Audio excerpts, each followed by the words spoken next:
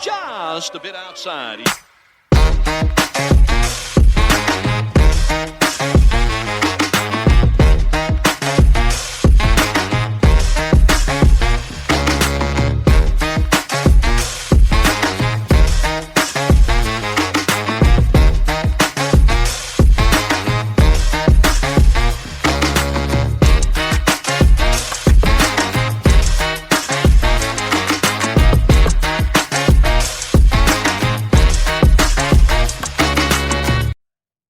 And welcome to another episode of Just a Bit Outside. I'm your host, Steve Eden. Along with me, as always, my co-host, Wes Cook. Let's get it.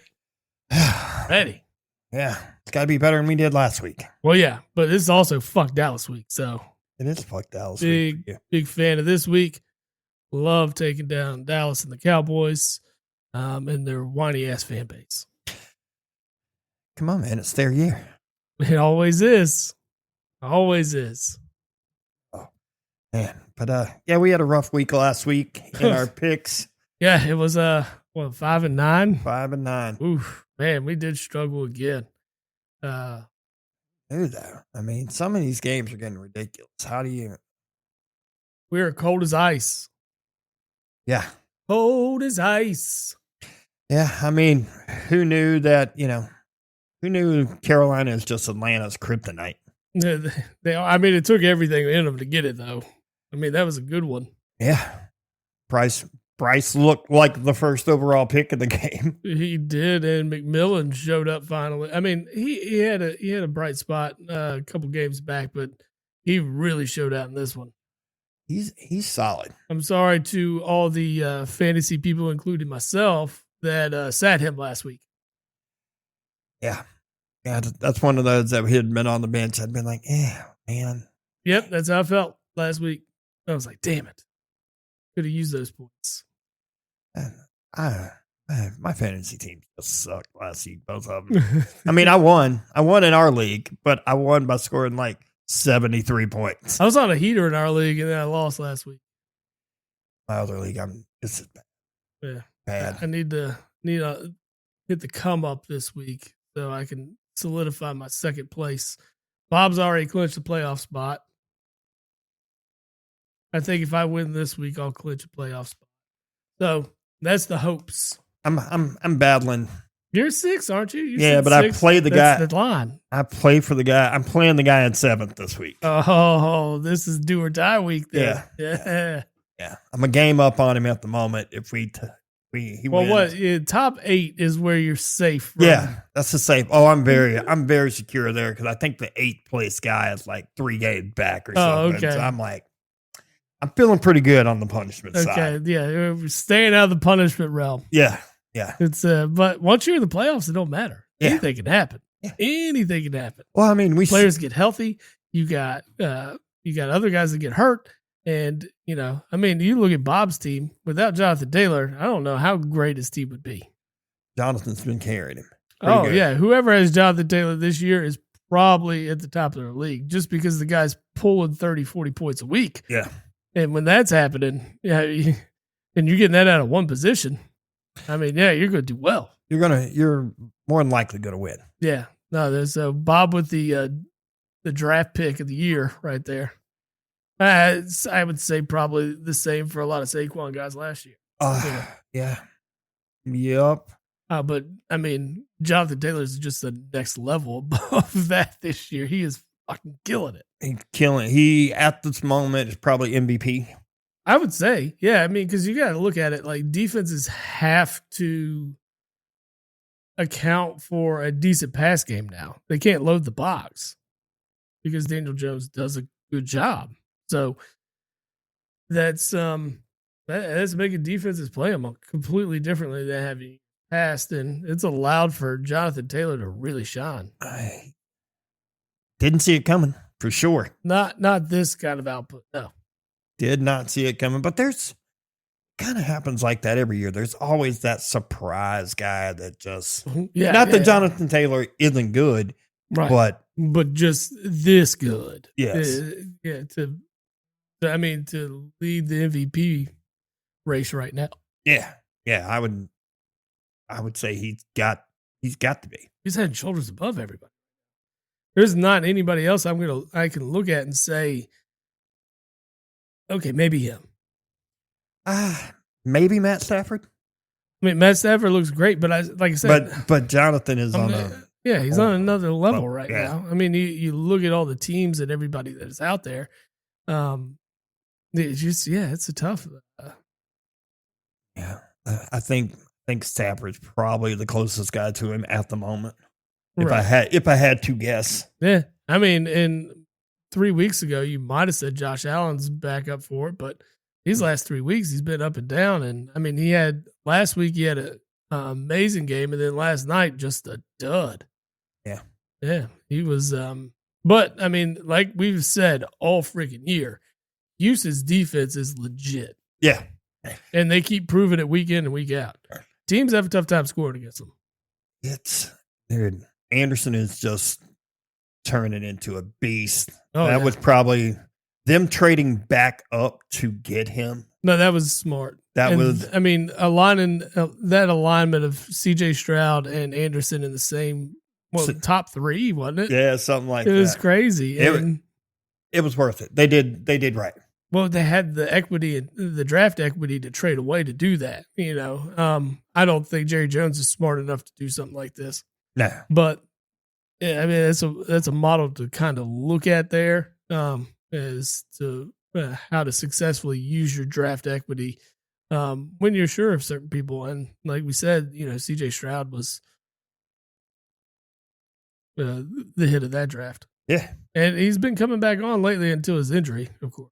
That concussion is, I think, held him out again last night. It did, and they're hoping to bring him back in 10 days. Yeah, they I watched the majority of the game last night, and they just stifled Allen. Like, they were all over him. He couldn't really do anything. I thought he was holding on to the ball too long. I thought he was staring down receivers a little bit. There was a play, I think it was in the second quarter, where hikes the ball and he is looking right the entire time. If he just looks, and I think he takes a sack on this play, but if he just looks left, Cook was wide open.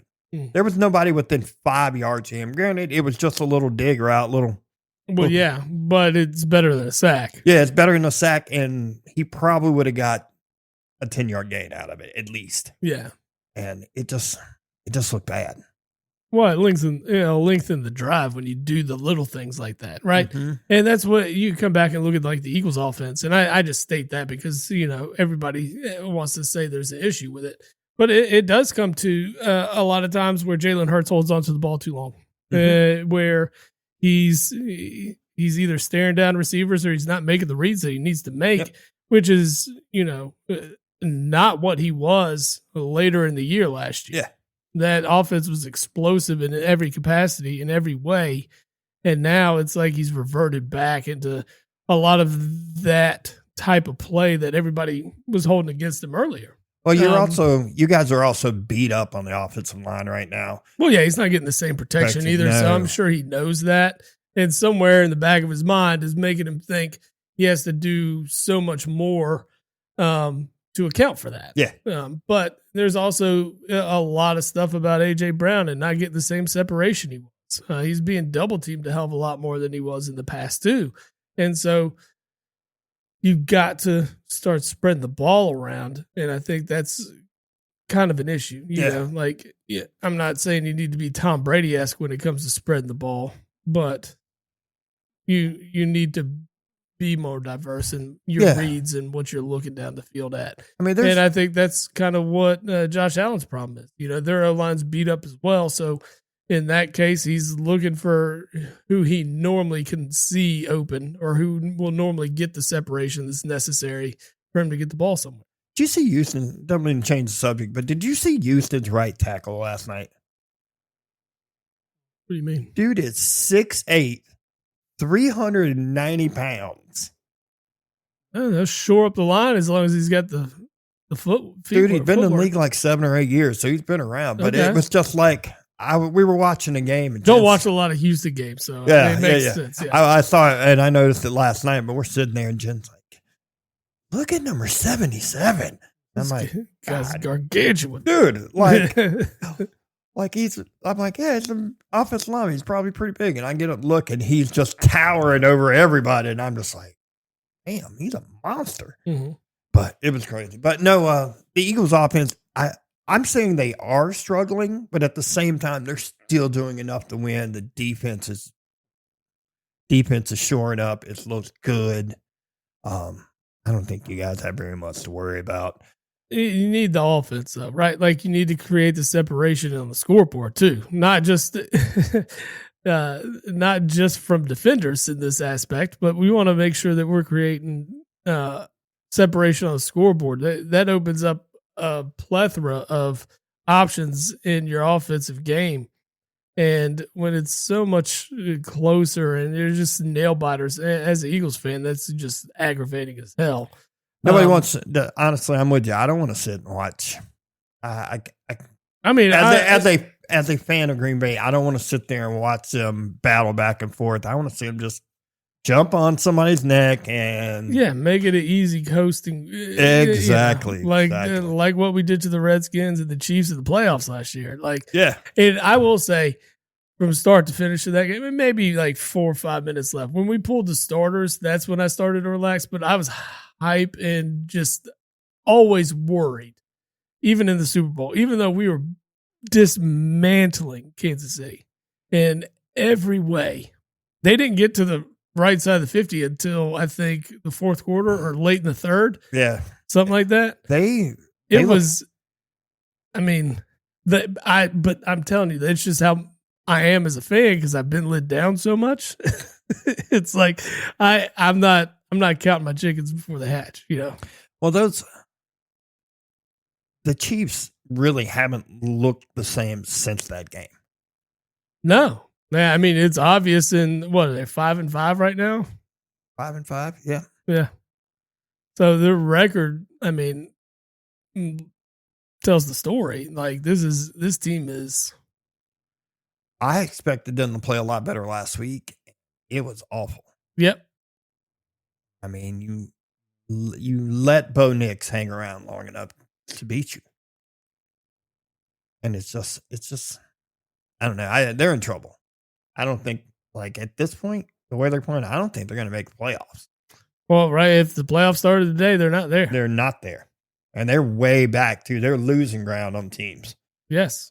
Well, I mean, you've lost ground on Jacksonville. Lost ground on Jacksonville. And they hold the tiebreaker.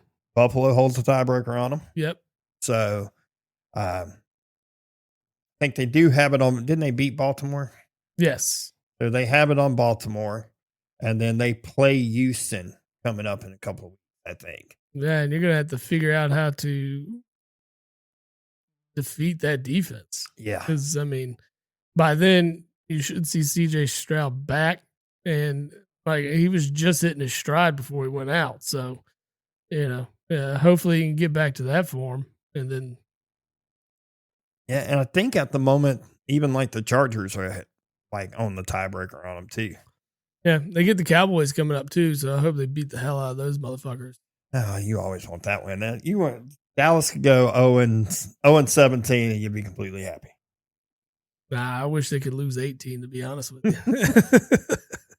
They would lose 18 because they would do something stupid with their draft pick. Their bye week. Speaking of the Cowboys, we were talking about this before the show, and we just wanted to congratulate them for standing firmly on their moral high ground by setting CeeDee Lamb and George Pickens down for a 3-and-out. A 3-and-out drive. For staying out all night gambling and drinking. And yeah, now getting into what reports have said is what, 7 a.m.? Yeah. Yeah, something like that. And their moral high ground, oh, you can't do that. But we're going to sit you down for a drive. I mean, let's be real. Like, if you really want to set a standard within your program, what you're going to do is take a game check and send them for the game. And granted, this was the Raiders. This is the game to do it. And you could totally, I think you could totally get away with a suspended them for a game for conduct detrimental. Well, yeah, absolutely. They've got no leg to stand on. I mean, they missed curfew, and I mean they're out drinking and gambling in Vegas. And I get it, like that the lure's there, but I mean, you got the next day off. Like, go out that night. Yeah. And then fly back separate from the team or something. Like, it just, the night before a game, you're paid millions of dollars to do what you do. Handsomely. You're making great money. Like, sober up for an evening, man. Like, of everything, you should be treating your body like a temple the game before. Yeah. The day before a game. You want to drink and gamble, wait till the game's over. Exactly. Go out and hit the slots and the tables afterwards. Yeah. You know, go out and perform, and then you don't have to fly back with the team. Yeah. It's not like you ain't got enough money to find your way home because you got the next day off. And I would say, you know, I would have the same comment no matter what the team was. It's just funny that it's the Cowboys. And it just validates how much they need those guys on the field too. Oh, 100%. They know it too. They knew they couldn't suspend them. Yep. And that's part of probably why Pickens and Lamb went out and did what they did the night before a game, was because what are they going to do? Yeah, nothing. They're not going to do nothing. They didn't take a dime from them. Nope. And they made them watch or prove their point of how important they are to the team because they immediately go 3. Yeah. I mean, they should have set them. Should have set them for the game. You're still likely to win that one. And then if you want to take the moral high ground, you can. You can be like, we set them. Yeah. This is why we took a game check, and this is why you abide by the curfew. Yeah. And here's the thing: if they do that, no one is upset about it. No. I mean, I'm sure there'll be some Cowboys fans. Oh, that's stupid. Well, yeah. I mean, every fan base would do that, but at the same time, you've got to. At one point, are you putting the team ahead of your own wants and needs? Yeah. Nah, they weren't. But anyway, you want to go back over last week, or we just want to move forward? We're going to excuse that one. Let's pretend that didn't even happen. Okay. Let's 4 times a charm. I hope. I hope you were giving me crap about it. Oh, it's every week that you put it in, No, the last 2 times I put it in, last 2 times you put it in. Maybe it's 5th time. I think we're on a 4-game skid. We're on a 4-week skid. Yeah, it is bad, sir. Like, we consider it a win when we finish over 500 for the week. And ever since we went 13-1, it has never looked that good again. And the one fucking loss we had was the first game. The first game. I mean, yeah. Did we miss it? Or England game. Did we miss it by like a half a point or something too? Wasn't it Jacksonville scored the overtime game that we missed, or was that like 2 weeks ago? No, I think that one was 2 weeks ago. The Jacksonville loss in London was the first time they were in London, I think. It was the second. It was the second week they played back to backs in London, and it was the second week because we felt good about them going into that game. And then they got demolished. Yep. You're right. All right. Well, let's look at the schedule and see what we got coming this week. No more European games. Of course, we had Houston pretty much stomping Buffalo last night, to be honest. Like, it was 23-19, but they were in control the whole game. Right.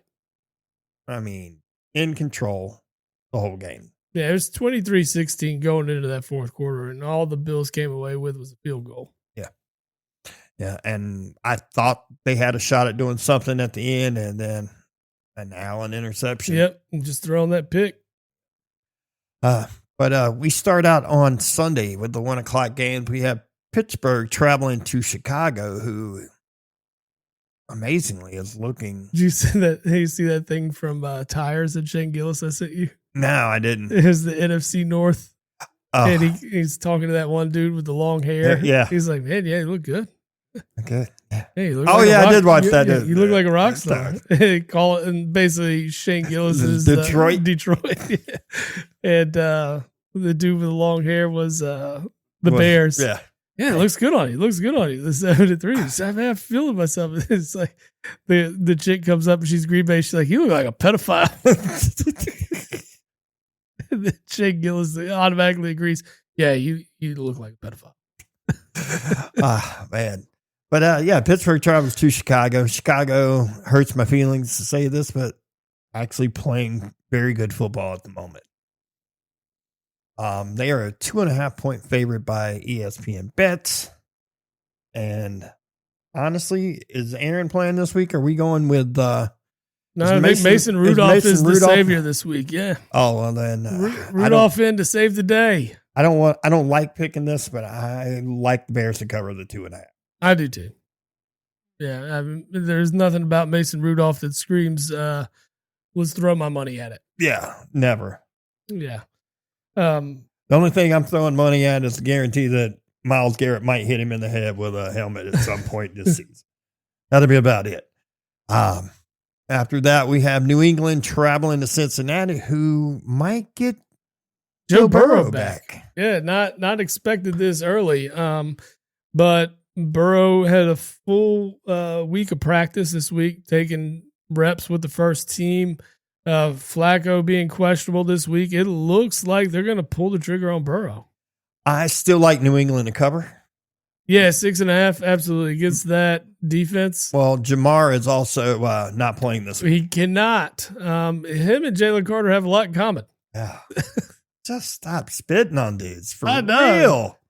I'd almost rather you throw hands. That was like a. I think even if you threw like one punch, they might not even suspend you. Like they wouldn't. Yeah, I think they just kick you out of the game and that's it. Yeah, but spitting on somebody, man, it's so disrespectful. Like, did you see the flop this weekend? Was it the Monday night game with the Cowboys where the that wouldn't surprise me. Where the Raiders guy like kind of just pushed him and like 2 seconds later he was all like and like fell down. It was a big ass offensive lineman too, and I'm like, come on, dude.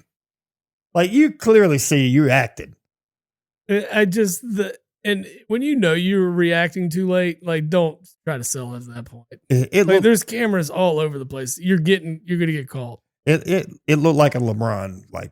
Oh yeah, LeBron has never been able to find out or find the sweet spot and timing on these flops. No, there's a bunch of dudes. The elbow will swing by his face once, and then it'll come under his across his chest, and then he's like, "Oh!" It's like, dude, you're like 3 seconds late on this one, man. Well, it's like the SGA has some stuff like that where guys won't even touch him, and he just flails, and he gets the call, and you're like, what do you call it? It's kind of embarrassing, but he does get the superstar treatment. He gets the superstar treatment, but it's above and beyond the superstar treatment. It's crazy. It's the same. I mean, it is what it is. It is what it is. I probably defend him a lot more because he played at Kentucky, but at the same time, like it's pretty obvious. Like that guy never touched him. There was no contact there, and you're calling a foul? Yeah, I went to a middle school basketball game last night. Of course, our daughter cheerleads for the middle school, so we're going for her and supporting her. But how awful was the game? It wasn't actually that bad. It went in overtime. Okay. And they scored 50 points to win.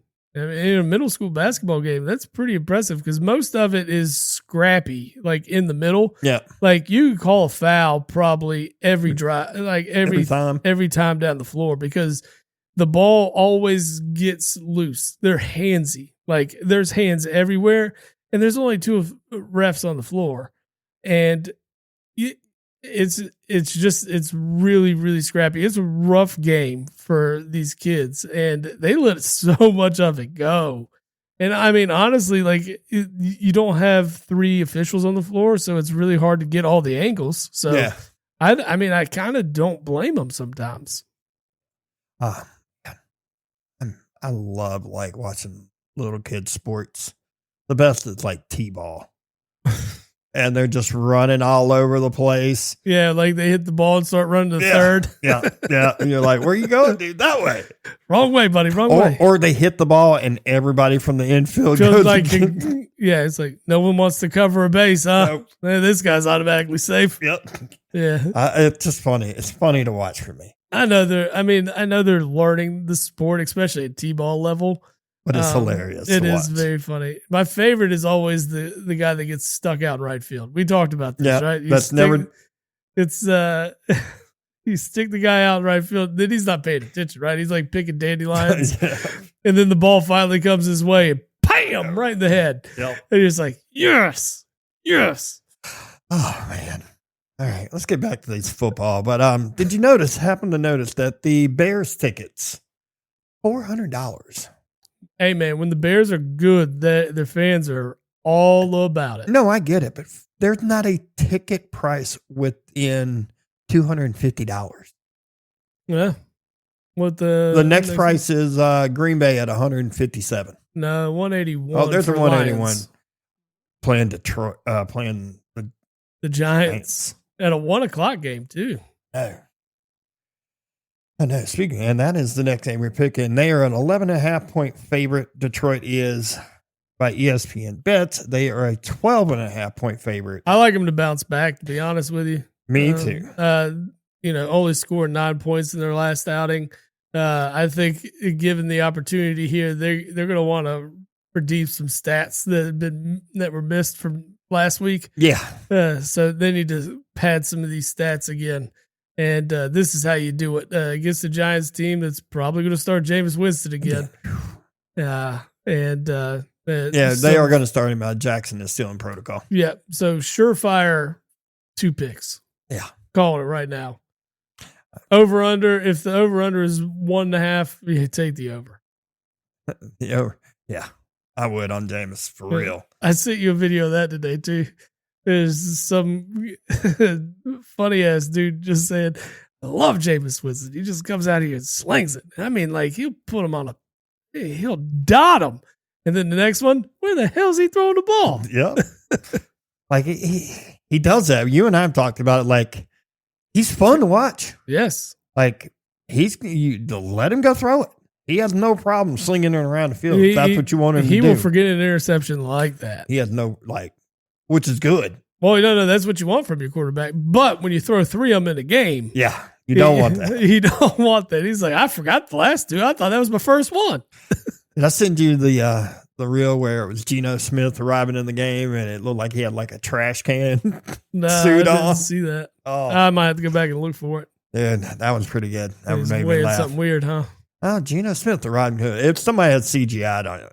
Okay. But it was essentially like a trash can. I always thought that about Cam Newton too, but they were real. He would wear some crazy stuff. Yeah. But anyway, yeah, I've got us with Detroit covering the 12.5. Oh, it's 12.5. It's 12.5 at FanDuel. It's 11.5. ESPN Bets and DraftKings, because DraftKings now sets the lines for ESPN. As it should, because the NFL owns part of that now. So I agree. Next we have my boys getting a visit from the Vikings. Divisional rivalry. I like it. JJ McCarthy's trash. Yeah. He's trash. Well, I mean, there's a reason that Harbaugh didn't let him throw the ball that much at Michigan. Yeah, we know why. He's like I know you saw that one I said where everybody's on stilts. Yep, that was good. So I kind of like Green Bay to cover 6 here. Yeah, this one is not nearly as cold when the Packers played the Eagles in Lambeau. Thankfully, this one's looks like game time weather's 43 degrees.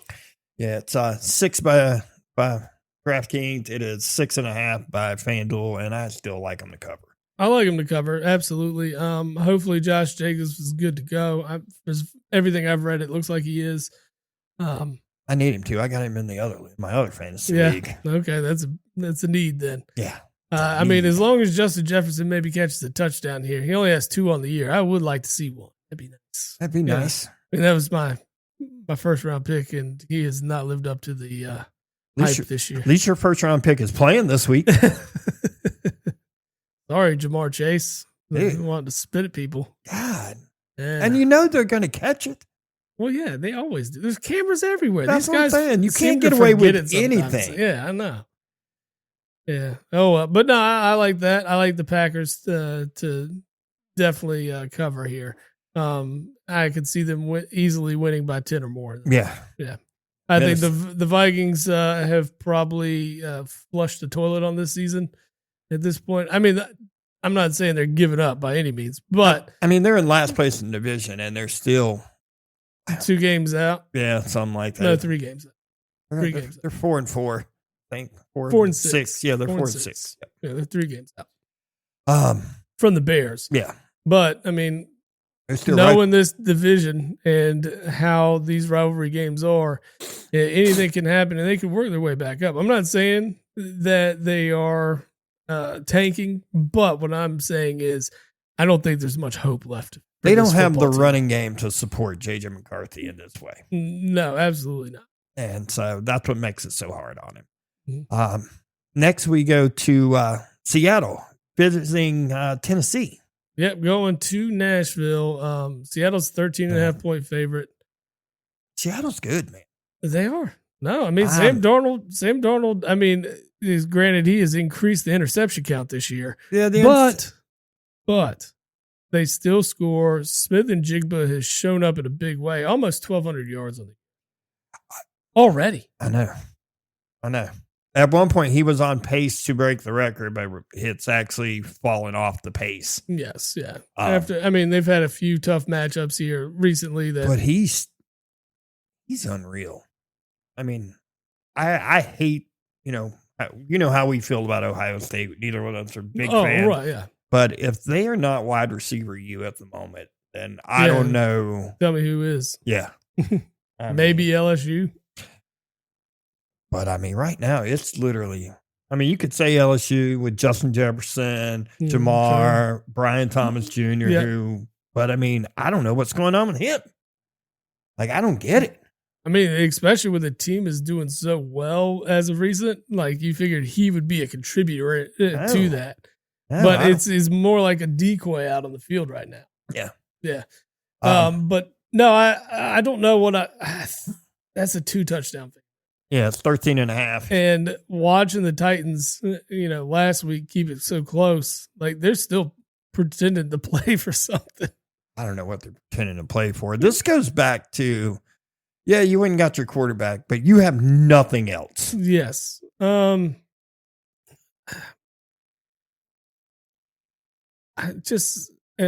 say take the Seahawks. I'm looking at too. I just don't trust Tennessee. I don't know. I don't trust the defense to shore up. I mean, and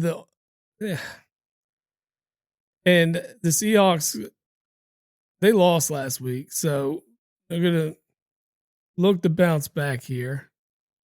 I mean, I think the only reason they were really in the Texas game is the fact that Stroud wasn't playing. Mm-hmm. Yeah, Davis Mills. But they did only lose by 7 to the Chargers the week before that. But then the Colts smashed them. New England smashed them. They lost 20-10 to the Raiders. Yeah, no, I know. I understand. With nobody to really lock down Smith-Njigba here, their rush D's kind of atrocious. Like, I think if Sam Darnold protects the football better in this game, I think they could probably win by 20. Oh yeah, absolutely. I agree with you on that. Yeah, let's take the Seahawks. Oh, I did. Okay, I got it already marked in.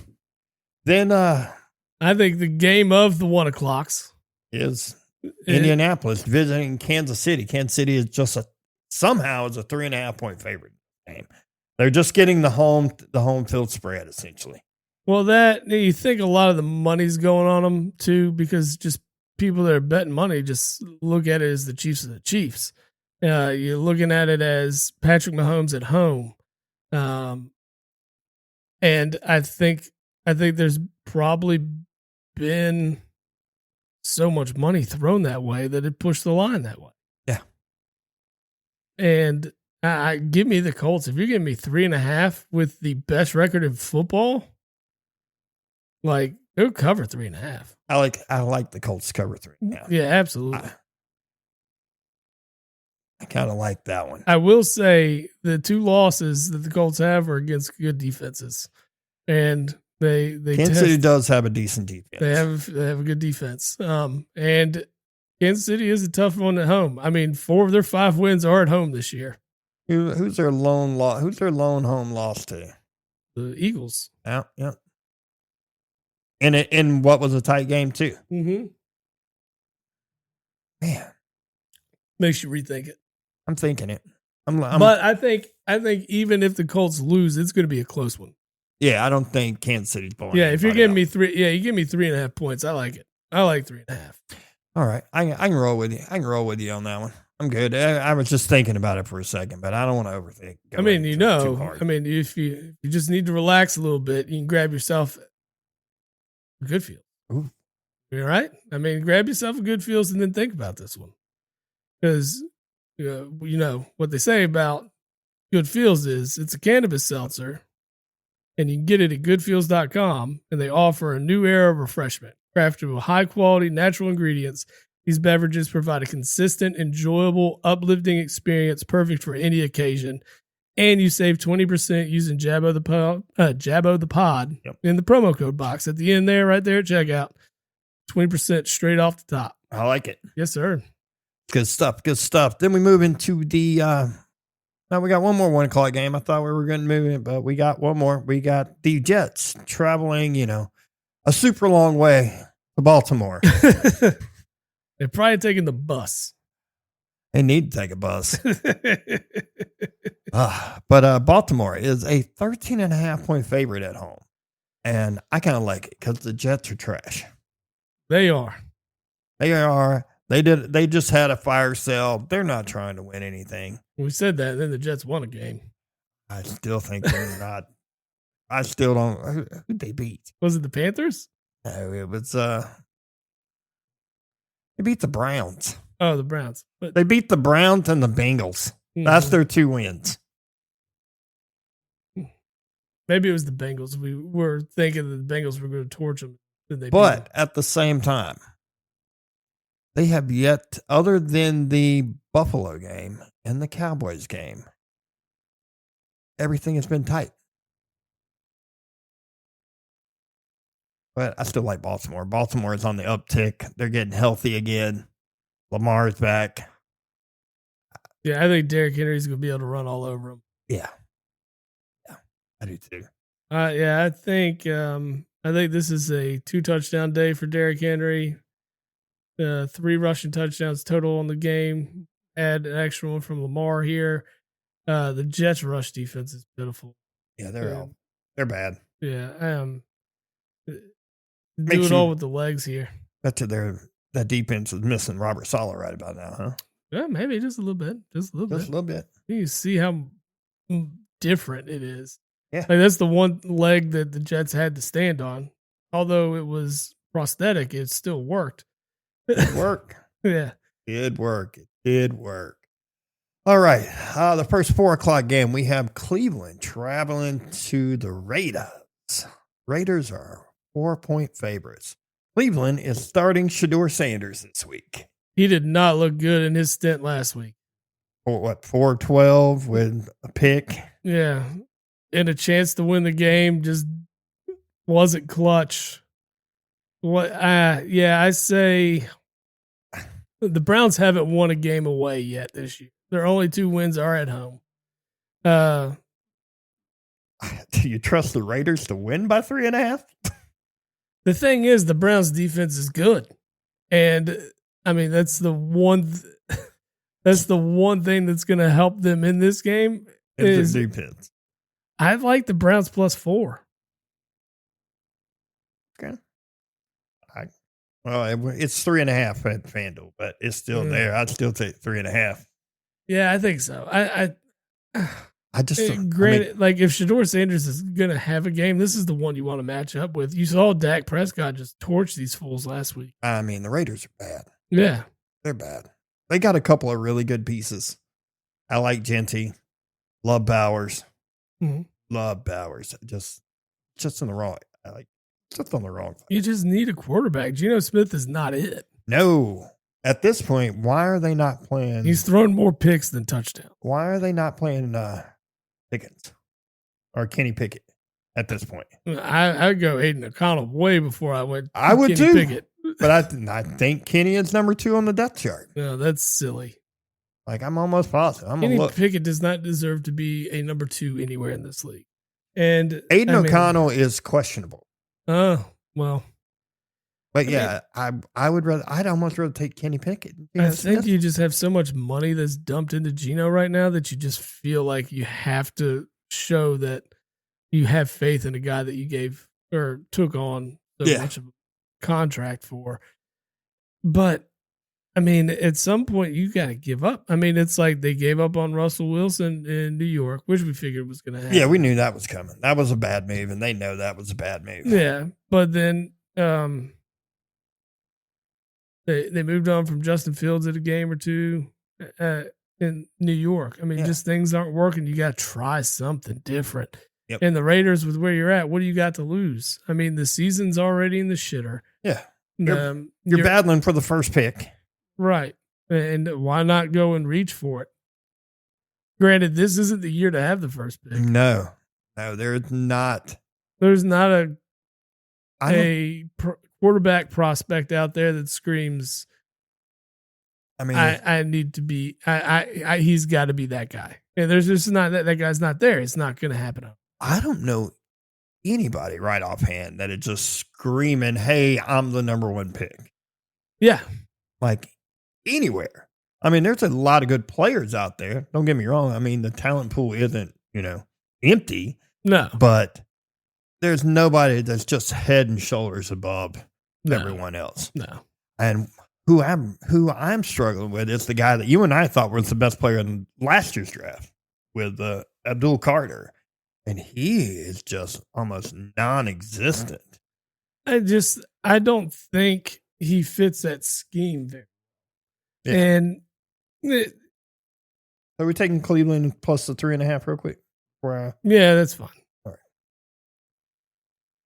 Yeah, I agree. I don't think he's in a system that fits. I thought it was crazy that he went in trying to get LT's number. That was silly. And then he tried to get 11, which is Phil Simms' number. Yeah.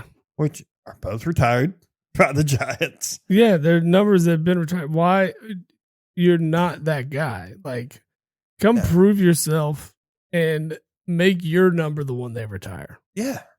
Yeah. That's the way I felt. I thought that's the way I would feel about it as a player. If I were to go in, like, I would want my number to be the one that's remembered. Yeah. As the all-time great to wear this number. Well, his problem was he was 56 at Penn State. I get it.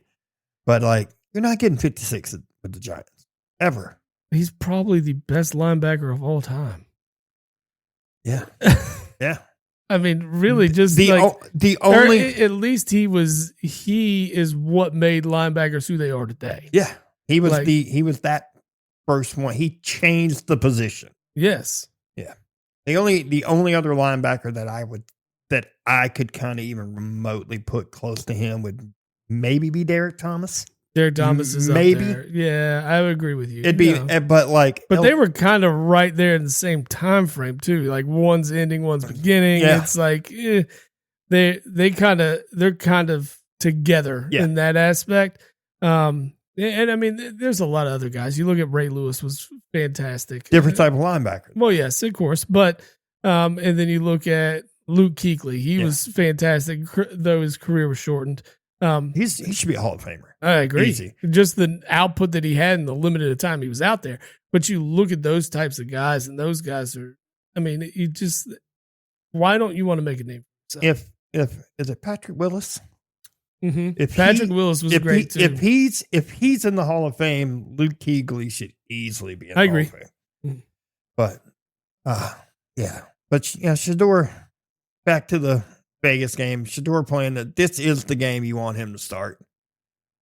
Maybe we see something. Maybe we see something better. Because, I mean, last week you're bringing in a guy who's had 0 first-team reps all year. That's true. He's getting them all week this week. And he's got them all this week. So he gets better prep. I agree with you there. That's one thing that a lot of people will forget is the guys don't have much rapport with any of these guys when they come in because they don't get those reps. Now they'll get a week worth of reps with these guys. Hopefully that'll build something for him to work with. He gets a week worth of reps with trash cans is what he gets. I mean, Jerry Jeudy's his best option. Yeah, that's it. Njoku's not terrible. No. I mean, you need Judkins to be able to run the football, so it opens up the passing game for you. And if Judkins has a good day, I imagine Shedeur Sanders will have a good day. I agree with you on that. Yeah. I agree with you. Next up, we have Jacksonville traveling to Arizona. Jacksonville is a 2.5-point favorite by FanDuel, a 3-point by. Sign me up. Yeah, I like Jacksonville. Arizona is just not good. I feel like they will be moving on from Kyler. Yeah, absolutely at the end of this year. So a lot of guys with big contracts. This could be an interesting. I mean, does somebody give Kyler a look? Does one of these other teams that are quarterback needy give him a look and think, hey, we can fix this guy? Because when you got a guy like... I don't think so. I really, with the price tag that you have on him, with the weapons that he's been given in Arizona and still not able to capitalize, it makes me think that he's nothing more than a journeyman backup. Yeah. And who wants a 5'7" backup quarterback? Nobody. There's so many other options out there. It just doesn't make any sense. Next on the docket is your game, buddy. Yeah. Yep. Fuck Dallas week. Dallas is riding high after that big blowout of who we just talked about, the Raiders. They act like it's world changing for their season, that Dak is unbeatable now, and that they're going to run the table and make the playoffs. I don't see that. No, sir. Happening at all. That defense is still bad. They played Geno Smith, for God's sake. Yeah. The offense that they played is led brutally bad by Geno Smith. Let's just talk this. Let's just talk Dallas's wins. Okay. They barely beat the Giants. Mm-hmm. They beat the Jets. Mm-hmm. They beat a Jaden Daniels-less Washington. Mm-hmm. And then they beat the Raiders. They have not beat a team with a winning percentage of 500 or more. Yep. And they actually lost to the Cardinals, who is not a very good team. No. I mean, now, do I believe the Cowboys are better than they were at the beginning of the year? Sure. Yeah. Absolutely. I mean, they made some trades to shore up some things on defense, to improve the defense. I don't think it's improved it enough. I mean, granted, we only have one game to kind of see what those improvements were because they acquired these pieces before the trade deadline and their bye week. Yeah. So the only thing you get to see, the only picture, the only film you got on it is that Raiders game. Should Cowboys fans be excited for picking up Williams? Absolutely. The guy's a stud. Yeah, he's a run stopper. That's what the guy does, and it makes sense that you want to shore up a weak part of your defense. But the thing is, there's so many other weak parts of that defense. Yeah. This defense is JV level. Once you get past essentially Williams and OC and I'm having a complete brain fart on the guy they got back in the Parsons trade from Green Bay. Mm-hmm. Once you get past those guys, there's nothing on the back end. Right. Like I still believe like Bland's still hurt, I think too, which doesn't help them in any way, shape, or form. Even though he was just fortunate last year, you don't get that kind of stuff. Let's see. Well, I mean, they sell out for picks, right? And you're either getting torched or you get an interception. And you get torched more than you intercept the ball. And that's not a winning formula for, a secondary and defense. And so, and with the way the Eagles defense is playing right now, coming off a game where they held one of the best offenses in the league to 9 points, I mean, it's going to be a good game because it always is a good game, right? The Cowboys have everything to play for right now because their season kind of hangs on the line here, right? They're 4-5-1, and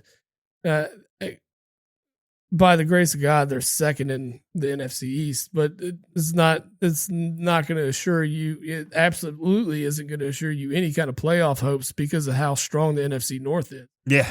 So your hope is to try to get back into this divisional race in some capacity. A win does that for you, but you're still 2.5 games back.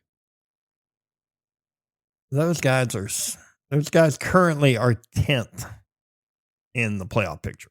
Right. They would be 3 games back of Carolina, considering Carolina holds the tiebreaker. That as well. So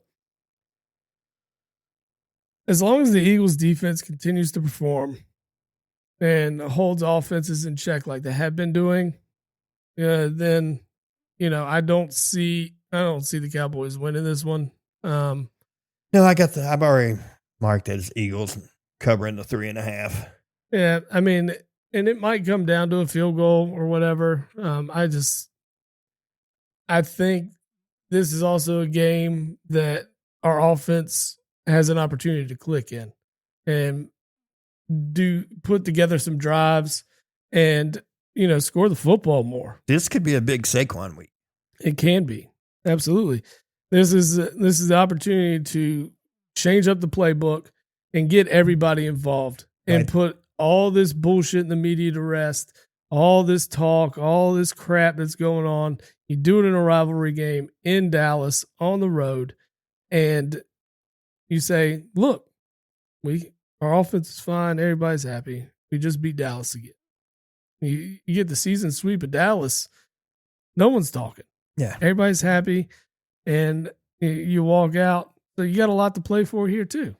Not only is it the number 1 seed we're talking about, which gives you home field advantage throughout the playoffs, which is a huge thing for Philadelphia, is having that home field advantage. It means the world in the playoffs because the playoff atmosphere in Philadelphia is unlike any other place.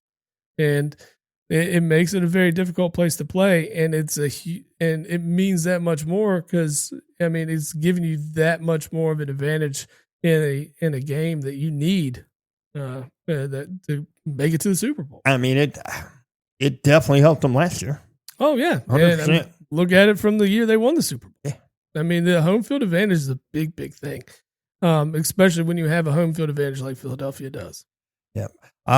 Next, we have a game that I have no fucking idea. How can you go to a Dallas and Eagles matchup for 60 points? I don't know. That's crazy. Mm-hmm. Yeah, but we could talk about this game all day, of course. But we can go to Arizona and Jacksonville game for 16. That sounds like a good deal. Yeah, how boring you'll be. Well, with all the money you're saving on tickets, you can definitely drink more beer. Touché, sir. But yeah, the next game, I have no idea. I don't know. And Jaguars. that it's the Falcons traveling to the Saints. Oh, we took the Jags already. Yeah, we took the Jags. Yeah, okay. We talked about that. I got lost in the sauce for a bit. Yeah, we got that one. Yeah. We got the Jags covering. Okay. And then I got Eagles covering. And then now it is Atlanta and New Orleans. And I have no idea. None. Because Penix is out. Yeah, we got London's out. Kirk's back, baby. Kirk O'Chains. Yeah, it's scary, my brother. It is scary. Yeah, this one, the Saints sometimes come up, and maybe that's the reason they got a 2.5 point favorite, or they are the 2.5 point favorite at home. The Saints defense is not great. No. But the Falcons are beat up too. Without some without their best weapon. Yeah. This is one of those you almost just flip a coin and whatever it lands on, it's who you go with. Because I don't trust them. I don't trust Atlanta. I don't trust New Orleans. I don't trust either one of them. Flip a coin. I don't have one on me. I don't have one on me either. Oh yeah, dude. Here's one. We'll let fate decide it. It's a Treve Brewing free beer coin. Yeah. Good for one beer. I got two of them right here. Look at you. But yeah, we'll flip this. The Treve side is heads. Tails is the beer side. Okay. We will give New Orleans the tree side. Yeah, since they're the home team, we'll give them heads. Yeah, home team is heads. So Saints. And we're going money line. Yeah, I'm going money line. I ain't taking no points on any of it. It is Falcons money line. All right. I have no problem with that, considering they are the underdog. So if they yes. do win, yeah, it's 2.5. It's 2.5 on ESPN. It's 1.5. Yeah, it's a toss. Yeah, it's like that's what we just did. It's a coin toss. Now, probably going to be the most interesting game of the one of. This is a very important game. It is for both teams. Yes. This has a lot of implications around the whole. I mean, both of their playoff aspirations, divisional aspirations, everything. And they're not even in the same division. Nope. But Sunday night football is going to be good football this week. You got probably one of the hottest teams in football right now, which are the Rams. And you still, I mean, it's a tough one because I mean you got the Seahawks are there still. Yep, right on their heels. San Francisco's not going away. San Francisco won't go away as they get healthier too. Yeah. I mean, Brock Purdy's back. Yep. So, and looked great last week. Yeah. And so I mean these things, the Rams want to continue the trend. They're a 7-point favorite. The Bucs have kind of hit a skid, and the Panthers are on their heels. Yeah. They're only, like I said, they're a half a game, essentially a half game back because they're a game up in the loss column. Right. So, I mean, they need this win. But, I mean, Carolina plays San Francisco Monday night. So, yep. That's at San Fran. So, yeah, two big matchups to end the week for sure. Yeah. This is the last bye week, if I'm not mistaken. You have the Broncos, Dolphins, Chargers, and Commanders all on bye. Broncos and definitely the Chargers needed it. Chargers needed it bad. After that ass whooping they took last week. Mm-hmm. Unexpectedly. Yeah. You're a 3-point favorite going into that game. 3-point favorite and get smashed. What was 30. it? 30. Did not see that coming. They put Manti Te'o on Good Morning Football. Yeah, he is there.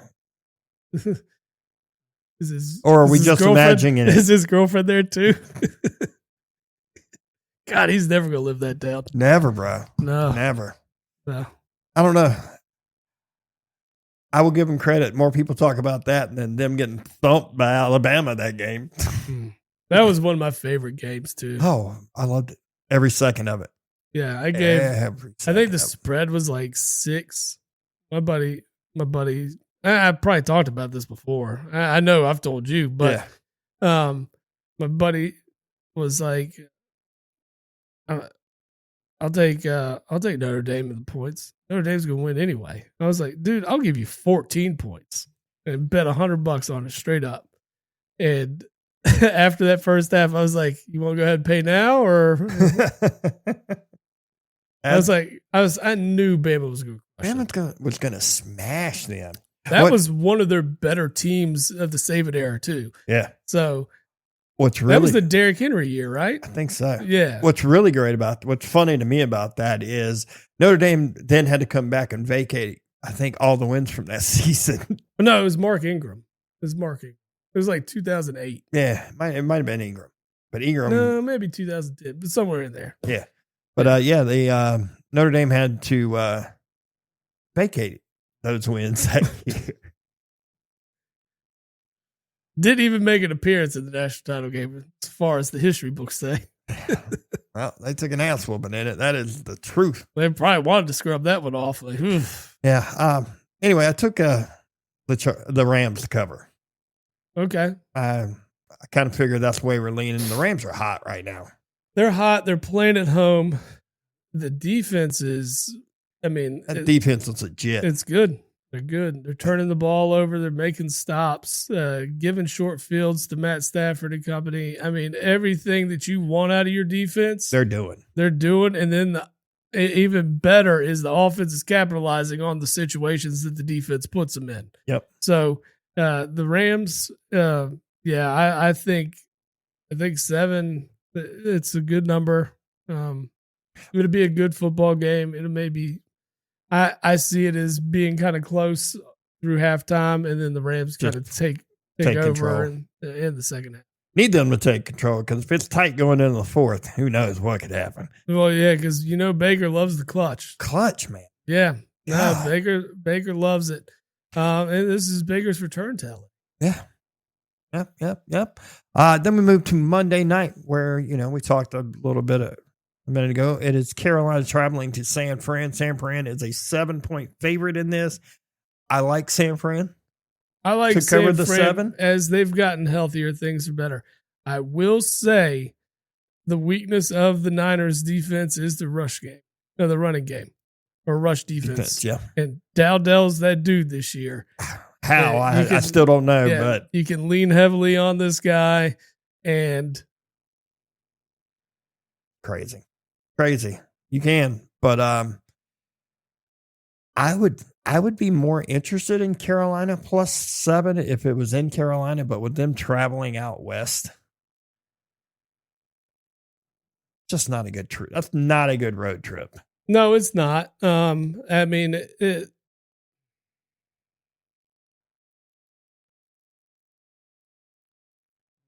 a good road trip.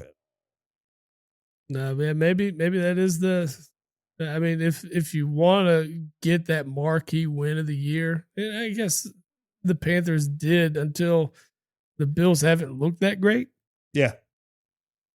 This one's more of a marquee. Yeah. We've turned a corner.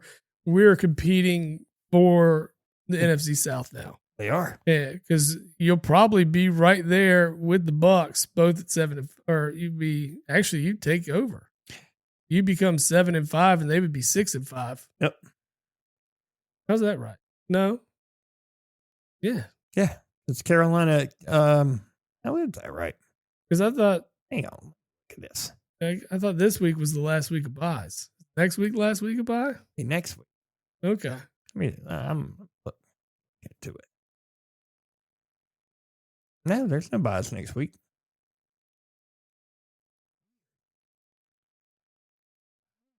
How are they off?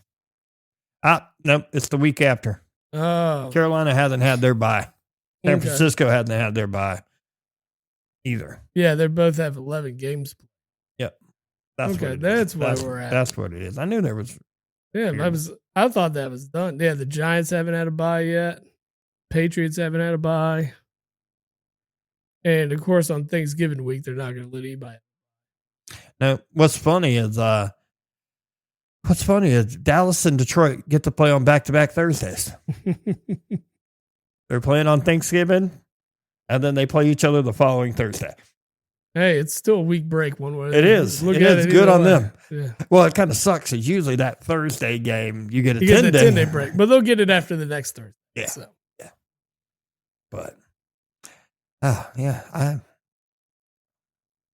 So we have not too terrible. Our $10 wager, if we hit. Yeah. How is that possible? That's no way that's right. What did it say? Really? That's all it is this week? What is it, 12 games? 13. 13. And where is that? Updating. Well, there it is. We got some decent matchups in college football this weekend too, so we can head in that direction. As the college football season does wrap up, we're here to remind you that Old Glory has got all your college football merch that you need to end the season. Old Glory offers over 300,000 items for music, sports, entertainment, and pop culture fans, featuring officially licensed merchandise from iconic bands and top sports teams. Discover your perfect fan gear, and you save using Jabbo the Pod and the promo code box at checkout. That'll get you 15% off any of the gear there. Go ahead and check them had to clear this thing out because it wasn't updating for some reason. I just want to make sure I got these right. We had the Packers to cover, Bears to cover, Seahawks to cover, Patriots to cover, Lions to cover, Colts plus 3.5. Mm-hmm. Correct? Mm-hmm. Ravens to cover, Browns to cover, Browns plus 3.5. Yep. Okay. Jacksonville. Yep. Atlanta money line, right? Yep, we did a flip for that one. Yep. We got the Eagles to cover, Rams to cover, Niners. Okay. Why is it not parlaying it? Why is it just straight bet? Because you're using FanDuel. No, I've never had any problem like this. I don't understand why it's. I don't know, but I'm going to dig in while you work on that. Number one team in the nation, Ohio State, host Rutgers, who are currently 5-5 and a bad football team. Ohio State is a 32.5-point favorite. You can actually go to the Horseshoe this weekend for $19. Oh, yeah? Yeah, for a Newton game. 32.5-point favorite, as I said. I kind of like it. I think it's a complete dominating performance by Ohio State over Rutgers in this one. As you know, the SEC, a lot of the stronger teams generally schedule their cupcakes in this week. Alabama is definitely one of them. But then, like Texas A&M has Sanford. But you know who doesn't have a cupcake is Oklahoma. Who they got this week? They take on Missouri. Oklahoma does host Missouri. Oklahoma's a 6.5-point favorite. They're coming off that huge win over Bama last week. Missouri's crap. They're ranked 22 in the nation. They're only ranked 22nd because they're in the SEC. Look who they beat. They have beaten nobody. Did you get our parlay in? No. We'll work on it later. Granted, I think why they're rated as high as they are is because they started the year off 5-0. All right, and that bolted them up a little bit in the standings. I think they got as high as 10 at some point in time. Then they took an L to Bama. Granted, it was a close L, and then they come back and beat Auburn when Auburn was still somewhat relevant, and then they dropped the next two. But the next two they've lost were to Vandy and Texas A&M, and they played at Vandy and lost by 7. Now they got absolutely demolished by Texas A&M, and they have rebounded to beat Mississippi State. So I think just the way the course of the schedule is broken down and where their wins and losses are coming, along with the other losses of other teams, because, I mean, it's been a crapshoot, honestly, in college football this year. Yeah, but they haven't beaten anybody with a winning record. They have not. You're correct. Nobody. Neither is Tennessee. Yes. So, like, that's kind of my point is, like, those teams are only ranked because just to kind of help build up the SEC. Are you still upset that 6 teams might get into the playoff? I don't care about the 6 teams. What I'm saying is the only reason those teams are even ranked are because they're in the SEC. That's it. They haven't played and beaten anybody of consequence. No, I agree with you. I don't think Missouri is the caliber of team as the top half of this, because they're the bottom of the top half, I guess you would say. But I like Vandy over them. I certainly like Oklahoma over them, Texas, Bama, Ole Miss, Georgia, A&M, obviously. Yeah. I think I would probably pick Tennessee over right now. Definitely wouldn't take LSU over them. Kentucky's hot right now. Not that they've beaten anybody of any kind of significance. Yeah. But they're hot in terms of a change of direction, at least for the season. And they got a lot of motivation to win a game like this week or next week because it'll put them in a bowl. Florida is absolute trash. So is Mississippi State, Auburn, South Carolina, and Arkansas. That's what I'm saying. These are all the teams that Missouri has played up until, or have beaten up until this point outside of Arkansas, which they'll finish the year with them. Yeah. But if they get a win against Oklahoma, that'll solidify their top 25. Maybe they would. Yes, but I just don't see it. I like Oklahoma covering the 6 here. Yep. And it's 6.5 on ESPN Bet. I got to get them both because I got to get both of them. I got to work on. But this. we've been singing Oklahoma's praises all year, and for the short term that Mateer was out, that's where you had some hiccups. I still like Oklahoma. This team healthy is going to be a problem in the playoffs.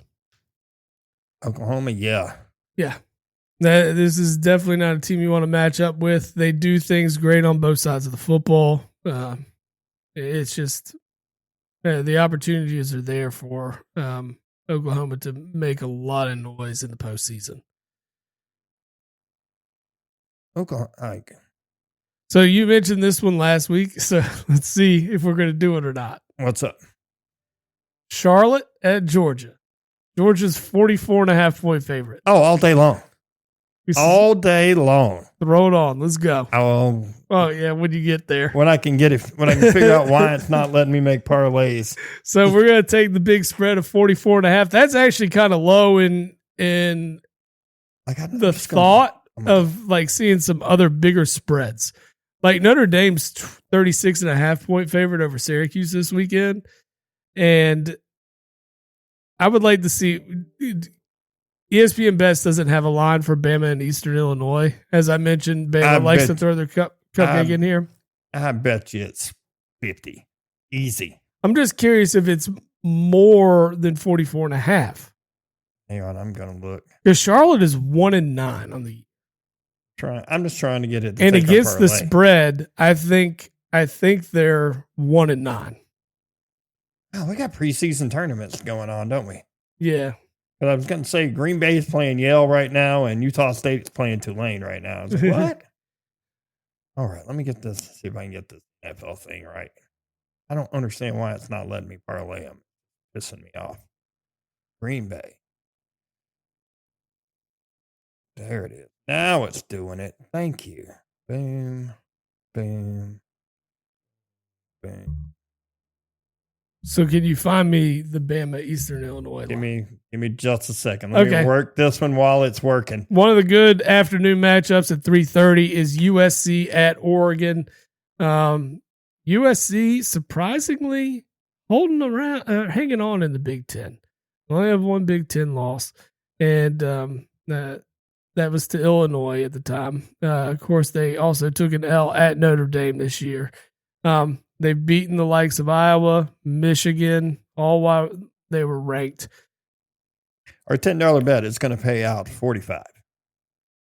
45. It's not usually and higher. It actually usually between 60 and 80. So that's weird. We took a bunch of favorites. Yeah, we did. That'll do it. And it's still plus 45, 5, 8. Well, yeah, it's still fucking ridiculous. Number that you don't want to try to even read out. But we've got. Okay, hang on. Now let's get into the college. You want me to see if I can find the Georgia one or the? We know the Georgia one. We need to find the Bama and Eastern Illinois. But back to USC, there's still a chance. 50.5. Okay, you're right. You're right on the money with that one. Actually, that's impressive, dude. Flying squirrel finds a nut every now and then, bud. Hopefully you find it in the 13 games we bet in the NFL this week. What do we want? We like Georgia? We like Oklahoma to cover 6? Yes, Oklahoma to cover. Georgia to cover 44.5. How about Ohio State to cover 32.5 over Rutgers? Yes, that's what I said at the top. Okay. And now like I was saying, USC is on the outside looking in of the Big Ten. They would need a loss from Indiana or Ohio State, neither team which they've played yet. But it would also require them beating Oregon this weekend. And they play in Eugene. I don't like their chances. I like Oregon to cover the 10.5. It's 9.5 here. Even better. You realize every time we've taken Oregon to cover, they haven't covered, right? But this is 9.5. It's Oregon to win by 9.5. I think they could do it. Are you questioning it? Like, what are your holdups on the Oregon? Oregon's one loss on the year was to Indiana. I get that. Who is, considered one or two in the nation right now. My problem is we have picked them to cover. We have picked Oregon to cover. I know. Several times. They've let us down a lot, but I'm feeling it right now. I feel Oregon. I feel the Duck power. All right, man. I'll go with you. We're going to roll it. But we always take them with the big fucking spreads, too. I know. This one's not a huge spread. How about South Florida minus 21.5 over UAB? UAB is trash. Oh, no, I know. How you feel about your Kentucky and Vandy game? I don't want to get into that one. That's at Vandy. Vandy's an 8.5 point favorite. I will say I do like Kentucky in the points simply because Kentucky's defense has been showing out. You wanna think about it for a minute and we'll come back to it? Or you like the Kentucky and the points? We don't have to put money on that one. Let's hold up on that. We'll think. I mean, if we got to come into one to round out a good 10, Tulane now ranked number 24 in the nation, and as of right now in the college football playoff. It's just weird that they're 24th in the college football playoff, but if you look in the coaches poll and the coaches poll and the other poll, they are. KMU is ranked ahead of them. Yes. But for the moment, they're in. They are in. I think it's just because of the way it's laid out. Actually, in the, that's the CF. It's just the CF people that they're ranked ahead of them. Yeah, because they're 20. James Madison's 22 in the coaches poll and 25. Tulane's 25 in the coaches poll. Yeah, and then you look at the AP poll, it's kind of like the same thing. Yeah, Tulane's 24, James Madison 21. So there's the same number apart. James Madison is 9-1, where Tulane is 8-2. James Madison's lone loss came to Louisville on the road. They got doubled up 28-14. You look at their schedule. They haven't really played anybody either. They haven't played anybody. But neither team has really played anybody. They haven't beaten anybody of any kind of significance. Let's put it that way. Yeah. And the thing is, like, losing to Ole Miss for Tulane is one thing, but then losing to UT San Antonio the way they did. Yeah, that's who is 5-5. They look like Charlotte out there. They did.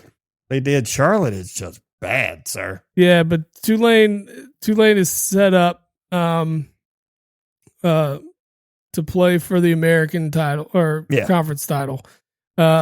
Most likely they'll run into a team like ECU, North Texas, or Navy, depending on how the season finishes out. I didn't realize ECU was 5-1 in conference. That's pretty crazy. Yeah. Mm-hmm. But the Tulane holds the tiebreaker over ECU, and I believe they have not played North Texas. So, yeah.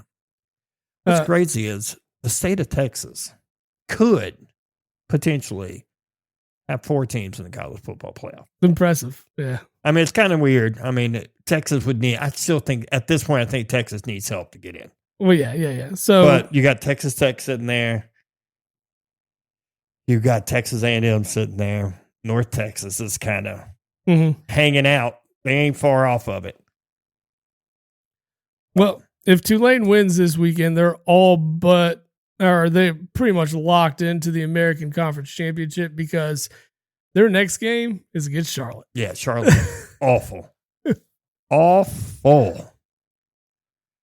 But all right, let's get back to stuff. Who else are we looking at? Oh, Charlotte's what a football game. We got who'd Charlotte beat? I don't know. Who did they beat? Monmouth. Oh, they beat Division III school or something. Okay. God knows, and they get destroyed in every game too. Dude, James Madison is a 13.5-point favorite over Washington State. That's not surprising. It's crazy. It's not surprising, but at the same time, it's like, damn. Yeah. How you feel about 54.5 as Texas A&M over Samford? See, I saw that. No. Okay. I think a lot of these SEC teams use this as a bye week and evaluation week. So you get a lot of the backups in, and they get a lot of their playing time and just shoring things up here. Like Bama, they'll run the first squad for the first half. Make sure ensure that they get a good lead, pad it up a little bit, and then let the second team, third team guys kind of come in and get their moment to shine. Well, we got to get 5 more games out of this thing somewhere. We're at 5 right now. I like Michigan minus 14.5 over Maryland on the road. Where's that one at? That's the 4:00 slate. Got to be on this list then. Might have just overlooked it. 2, 2, 3, 3, 3, 30, 30. I like Georgia Tech minus 2.5 over Pittsburgh too. Good. It didn't let me get that far. It didn't load up anything past like 3:30. All right, now we're getting it. We're getting it. You want Michigan minus whatever they're covering.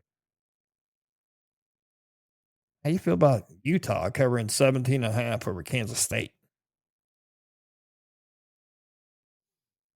I haven't watched enough of the Mormons play, so who knows?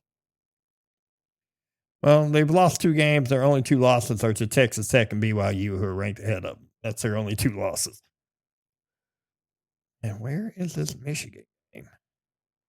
Michigan at Maryland. Big Ten football on the Big Ten Network this week. You can go to this game in College Park for $50. Ooh. Okay. Let's see what else we got on this thing. You get the Pittsburgh Georgia Tech? Georgia Tech's a 2.5-point favorite at home against Pittsburgh. Georgia Tech just begging to lose, though. They just lost to NC State 2 weeks ago. I like it. I like a minus 2.5. How about Tennessee? 4.5-point favorite on the road over Florida. Right? I mean, I kind of like it, to be honest with you. I like it because Tennessee can score. Yeah. They can score. All right. That gives us 8. LSU to cover 21.5 over Western Kentucky? No. I trust LSU in anything. I do like Arizona State minus 7.5 over Colorado. Is Levitt playing this week? Did he come back? Let's double check, make sure. Because I like it if Levitt's playing.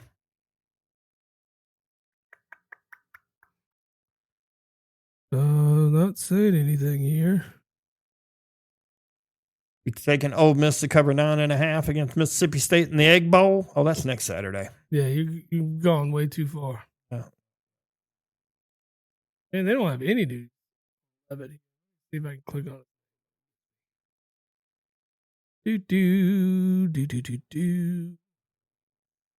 BYU minus 2.5 at Cincy. Nope. Levitt is having season-ending surgery. That was 21 days ago. So, yeah, he is not. Okay, well then. And let's look at this. Their record. They barely beat Iowa State's pretty good, but they barely beat West Virginia at home last week.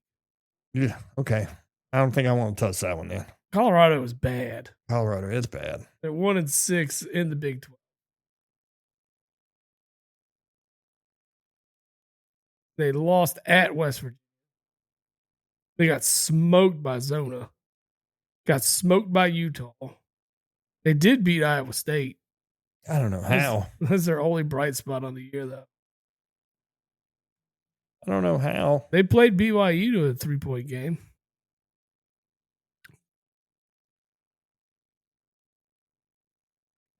POS. All right, there we go. I hit the sleep button on the old keyboard, and I was like, what? Get out of here. All right, so how many games we got on this? We have 9 at the moment with the Arizona State game. All right, 9. So we got to go to the Kentucky game, huh? No, we don't have to go to that one. I'd say take Kentucky plus 8.5. Illinois minus 8.5 at Wisconsin. Ooh, Wisconsin's bad. I like it. That's probably more. I like it. I like that one a little better than I like the Kentucky. Yeah, one. yeah. No, I get it. I'm fine with that. All Definitely right. Fine with that. Crazy. Like it. Take that. College never pays out as much as the big one because we always stop at 10, but that's close to 5,700 if we hit. Let's get it, baby. I just want to make sure I got this right. Oklahoma to cover, Ohio State to cover, Georgia to cover, Alabama to cover, Oregon to cover, Michigan to cover, Georgia Tech to cover, Tennessee to cover, Arizona State to cover, Illinois to cover. Yeah. I like it. I like it, sir.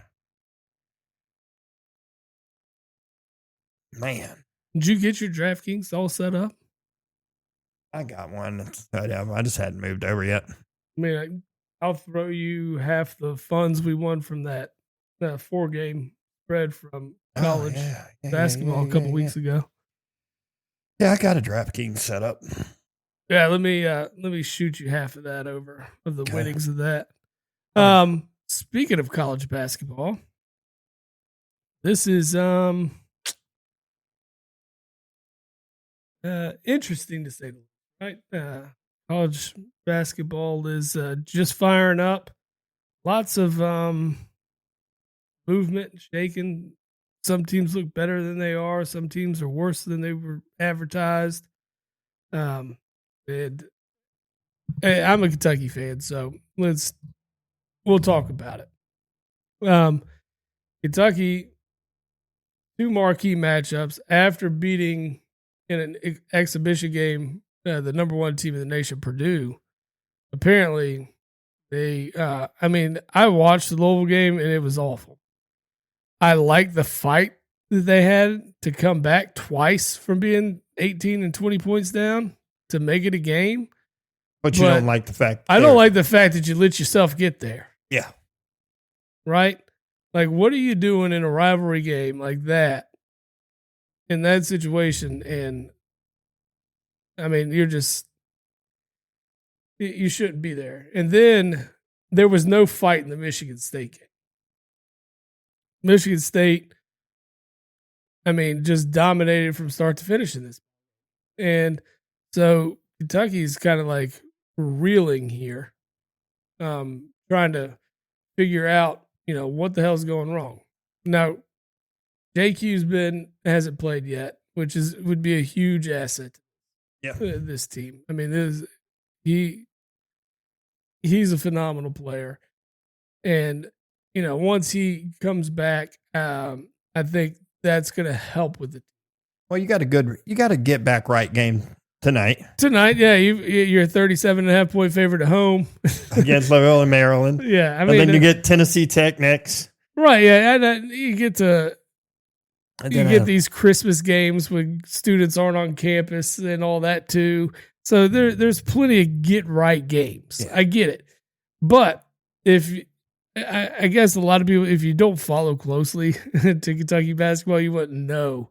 But after the Louisville game, Mark Pope said there was some issues, and there was something that had everybody's mind off in the game, of the Louisville game. Okay, but he didn't say what it was. So there was a problem. So now the rumor mill is swirling. There's so much I've read that it's just wild. Like people are confirming it, saying, I know this player, or I go to class with this player, or my cousin is friends with the coach on the coaching staff, or whatever, blah, blah, blah. Right. So everybody has a source. And they're talking about how players are hooking up with each other's girlfriends and things like that, just causing all this turmoil on the team, and how these two players don't like these two players, and it's blah blah. It's like there's no way this is possible, right? Like maybe. It's wild. Honestly, it is. I just don't see that. I don't see how there could be so many differing stories in this saga of bullshit that's happening, in relation to what happens on the floor and then becoming off the floor. Because, you've heard one player hooked up with this dude's girlfriend, but that player hooked up with this girl, and she was apparently dating this guy already. So they're conflicting stories and stuff that doesn't make sense. So that's why I try to tend to not believe any of that mess. But there's still something off in that locker room, and that's causing. If you got that kind of turmoil in your locker room, the season's over, man. Yeah. You can't rectify. You can't. You're not fixing that. Yeah, unless there's like this one cancer that you can just immediately get rid of. Generally, someone's aligning with this guy, someone's aligning with that guy. You're more close with this guy, he's more close with that guy. And if you kick one of them off, this guy's going to be pissed, and it would never work. So, yeah, we'll do that. We'll get that stuff squared away. I got to go back to support. My account was marked as dormant. So I have to just go back into the support, and they'll remove it. I just got to chat in for it. But yeah, no, that's not good stuff, man. That's not good at all. Oh, certainly not. No. But that's seems to be what is. And that's what's happening in Lexington.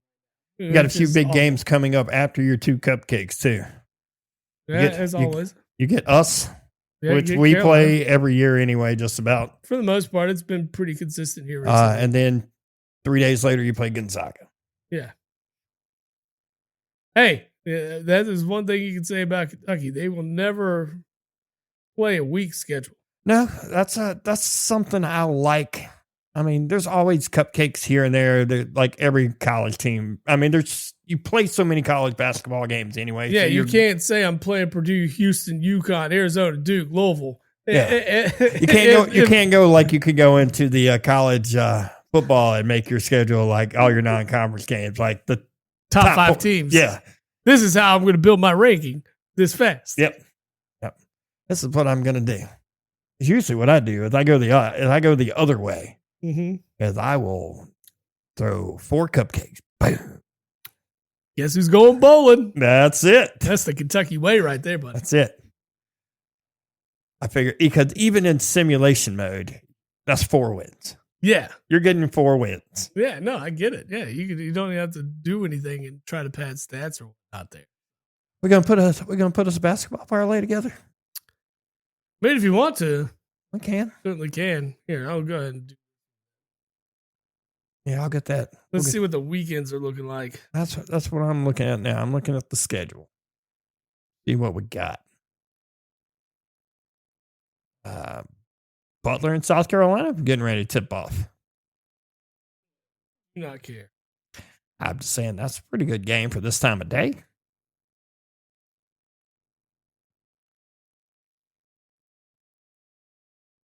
Get number 23 Wisconsin at BYU at 4:00.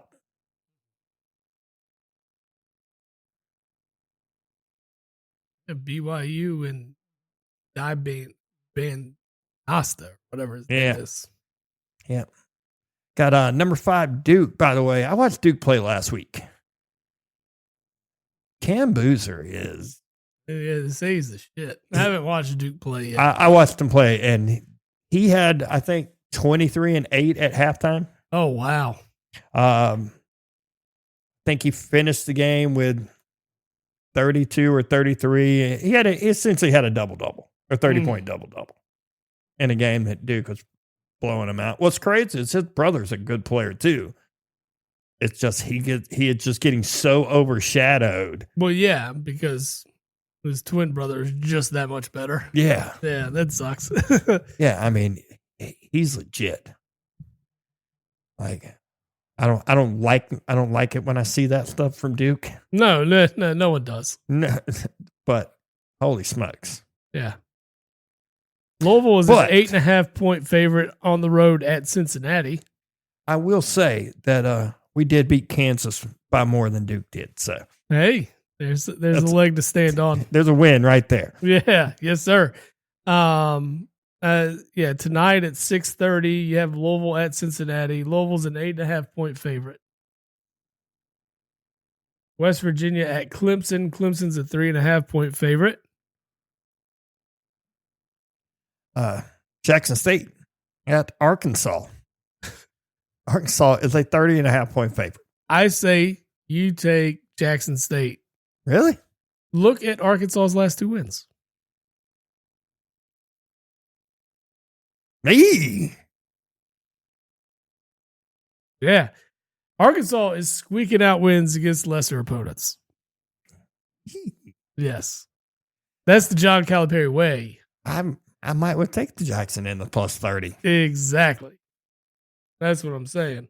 Am I converting you to the dark side a little bit? What? Am I converting you to the dark side a little bit, taking those lesser teams with the big spreads? No. I just knew about Arkansas's recent performance here. Yeah, because I don't even like Kentucky at 36.5-point favorite right now. I do like Duke to cover 39.5 against Niagara. How about we take UNC Dub minus 2.5 over Radford? I like it. The hometown team here. I like it. All right, so what time does Duke play? They play at 7. 7. All right, where's this Duke game at? Here, let me just press ACC. That'd make my life a lot easier. Probably would. Here we go. I kind of like 39.5 over. Well, Niagara's bad though. I know. Yeah, so that's probably a good pick. I'm kind of leaning towards the same way with Florida too. Playing Merrimack. Yeah. You ever heard of them? Damn, Florida's not even on the schedule because it's only for today. They're tomorrow, aren't they? That tomorrow? No, I found it. 38.5 over Merrimack. All right, let's do it. Where the hell is Merrimack? Never even heard of that school. I don't know. Look it up. I bet it's near Great Lake. That's my guess. Where is the University of Merrimack at? Trying to see where they play their home games. That's going to tell me.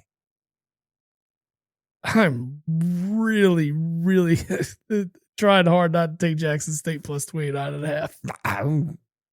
I'm not opposed to it. Let's do it. You know me. I like especially if you see a team struggling like that. Yeah.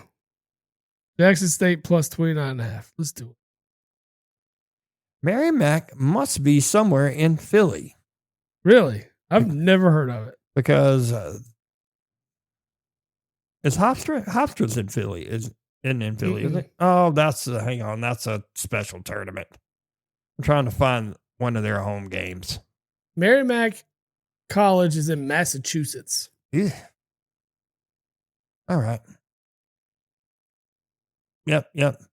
North Andover, Mass. Yeah. Yep. I got it. That's why I was trying to find their home game. Yeah, they're going to get smoked by Florida. Yeah, I agree. I believe that is a fair assessment. See who else? Purdue and Texas Tech tonight at 9:30. That's number 1 versus 15. Purdue's a 3.5-point favorite on the road. It might be a tournament. I don't know. Texas Tech is considered the home team. I'll tell you. If it's a neutral site, then Texas Tech can't be the home team. Yeah. Well, it doesn't say if it's a neutral site or not. I'm looking to see where they're playing. They're in the Bahamas. So it is a neutral site. Purdue all day. I like it. I likes it. We got 5 on here. I think that's the 5 we got. UNC Dub, Duke, Florida, Jackson State, and Purdue. Yeah, I'm good with that. Oh, the game I told you that we should have taken UConn. The cover, I think, was like 57 and a half. They won 110-47. Damn. At one point, the score was 50-something-7. Wow. End of the first quarter was 64-17. Oh, smoke. There's the 50 set. There's what. Wow. Yeah, I would have felt really comfortable about that at halftime. I tried to tell you. You wouldn't listen to me. I know, but you're like that's just too much. It is so much, though, right? Because like in these games, sometimes you'll see that they still evaluate players and sets and things like that. So they run a lot of different stuff you normally wouldn't want to run just to see how it works and if the team has picked it up yet. Yeah, but that's one of those you are just going to out-talent. Yeah, I agree. Although Arkansas should be out-talenting the teams they're playing right now, they're not. Yeah. Yeah. Yeah, the Purdue game might be on my TV tonight. What's that? I said the Purdue game might be on my TV tonight. Yeah. I know you're probably going to be watching the Kentucky game. Well, but you should check out Cam Boozer. Yeah, I might swap over during halftime or something and see if I can get a little bit at it there. So I don't like seeing a Duke guy be that good, but yeah, I get it. He's fucking good, dude. God, fucking hurts my feelings. Just think if Cooper Flagg hadn't reclassified.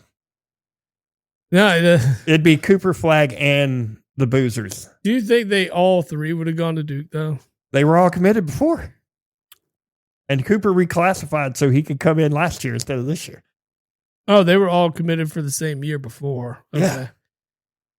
Like the Boozers have been committed to Duke since birth. Since Boozer was already there. Yeah. Yeah. But I mean, yeah. But like Cooper Flagg was real close to going to UConn at one point too. So he was close. And then he ended up and then he declared what really got him on the map was a tournament he played in against those guys, and he ate them up. Gotcha. He has not been eating in the NBA at all. No, but his buddy Con Knipple is. Yes, he is. He's playing well. Yeah. But Dallas sucks. Well, you don't have Anthony Davis out there. Which you never have Anthony Davis out there. So yeah, you got to wait a little bit. I mean, you really want to be honest. Fucking the Lakers fleeced them. Oh, 100%. Fleeced them. Because you essentially got rid of a guy that can't stay healthy, who, when healthy, is a very good player. But in the NBA, you got to be better than 35 games a year. No, you got to be 60 plus. Yeah. Yeah. Paying a guy comes back to Embiid. Yeah. You're paying him you guys have paid him $250 million to not play. Exactly. Which just crazy to me. You know what's not crazy? Big Fork Brands. They are not. That is 100% crazy good. Big Fork Brands creates bacon sausage, paleo, pork jerky, Chicago-style sauces for your dogs, and crafted meat sticks, which we know for a fact are fantastic. They are known for their bold flavors, clean ingredients, small batch craftsmanship. Big Fork has been featured in Food and Wine, the Chicago Tribune, and QVC, and has been praised for bringing bold flavors and unmatched quality. Big Fork Brands can be found at bigforkbrands.com. Enter our promo code JABOTHEPOD to receive a 20% off your purchase. It's bigforkbrand.com. And I think I'm going to order some of the meat sticks today. Should. They're delicious. Oh, they are. That maple pepper was. Yeah. I like them. That was the one, man. Like, beautiful. What else you got on your mind today? So, I mean, the NBA season's kicked up a little bit. Nothing much has really changed across the NBA. Yeah, they're doing that little stupid in-season tournament. The NBA Cup. Yeah, it's gay. It is. It is. I'm not even disagreeing with you. But the WNBA, let me tell you. So apparently, WNBA made a proposal for like salaries and such like that, right? Mm-hmm. And I think the max a player could make was like $250K. They come back and offer that a max contract now would be $1.1 million. The WNBA. Yes. Okay. So 4 times the amount that they could make before at a max salary. For a team or for a business that loses money. I think this is a pretty good deal, right? Like 4 times the amount. Oh, the women are definitely saying no. And they say no. Take your asses to OnlyFans in. That's all I can say. Shut the damn thing down. Yeah. And then reinvest it back in the NBA. Yeah. I mean, the NBA is paying you anyway. They're offering you a bigger stake and you're wanting to say no. Right. I mean, because they want revenue. Okay, we'll give you half of nothing. That's what I'm saying. I don't understand where their argument's coming from. There's not a rise in the WNBA. It's not. They're still losing money. What is the WNBA's current TV deal? But why do you expect to be part of revenue sharing when the business as a whole is not making money? Here, it's subsidized by the NBA. Yeah, but here's the problem. The WNBA did sign a deal starting next year. An 11-year deal with Disney, Amazon, NBC Universal. And I'm wondering if this is tied into the NBA deal. But it just says the new media rights for WNBA. Well, it probably is tied into $2.2 billion for the next 11 years. Yes. So that's $200 million just in TV rights, which I would assume that might get the WNBA into the black a little. Maybe. But I don't understand how the revenue. If the business is not operating in the black, there's no revenue to share. Well, here's the thing. Because you need to offset your own costs first. The previous TV deal was only paying them $13 million. It went from 13 to 200. So I can see where the players are saying, hey, we deserve a little more piece of the pie. I get it. I don't. I really don't. Because the thing is, you need to operate on a profit first. Well, there's teams out there that I'm willing to bet are making profits. Like, I have no doubt Indiana is. But that's from somebody who's going out and making money off her name, image, and likeness. Yeah. Yep. But I'm just saying Indiana is selling out. Anytime that they travel somewhere, they're changing venues to sell more tickets. No, I understand. I get all of this. Yeah. But where's the revenue to be shared? Yeah. Show me numbers. Show me that you're self-sustained as a business first. Yeah. I'm with you. That's my problem with it. Like, there needs to be, because the revenue that is brought in goes in to offset all the other costs. Are you as a player paying for the lights, the concessions, the staffing, all this? No, you're not. And so why do you want to put more money in your pocket for something you're not making money on? I agree with you. I agree. Granted, the only reason some people watch are a handful of girls in this league. Yeah, it's not the whole league itself. It's a handful of players. The competition is poor anyway. Yeah. I mean, I watch more women's college than I have ever watched a WNBA game. I'm not watching either, to be honest with you. I don't really watch, but when you start putting money on it, well, it gets interesting. Yeah, this is what makes it interesting. That is why I watch. Bet all the unders. Yeah, bet on the under every time. Bet on the under, and you can generally take the favorite team to cover, and you're usually going to win. I myself have made a decent chunk from betting on women's college basketball. But yeah, that's pretty nuts though from those guys. Yeah, it's aggravating to continuously. And I just don't know how you can look at it and argue anything else. There's just nothing to argue because the business takes whatever revenue they get to put back into the business, and they still need to go to the NBA and say, hey, we need money to offset these costs. And for the fact that this thing has lost money year in and year out, how's it staying alive? I don't know. Just the NBA. That's what it is. The NBA say, fine. They probably write off the money in some capacity, in some form. I want to know who paid for the pay us what you owe us shirts. Probably not the players. Don't make enough. $250K max. Oh, God, it's awful. Well, to play a game for a living. Well, I know the biggest part of it is they were talking about Caitlin Clark rookie deal. Was only paying her $75,000. Yeah. That's it. That chick could put more value in it than probably any other player. Her and Asia Wilson. That's about. Those two are the only. Like I said, there's a handful of them that people tune in to watch. Did you see?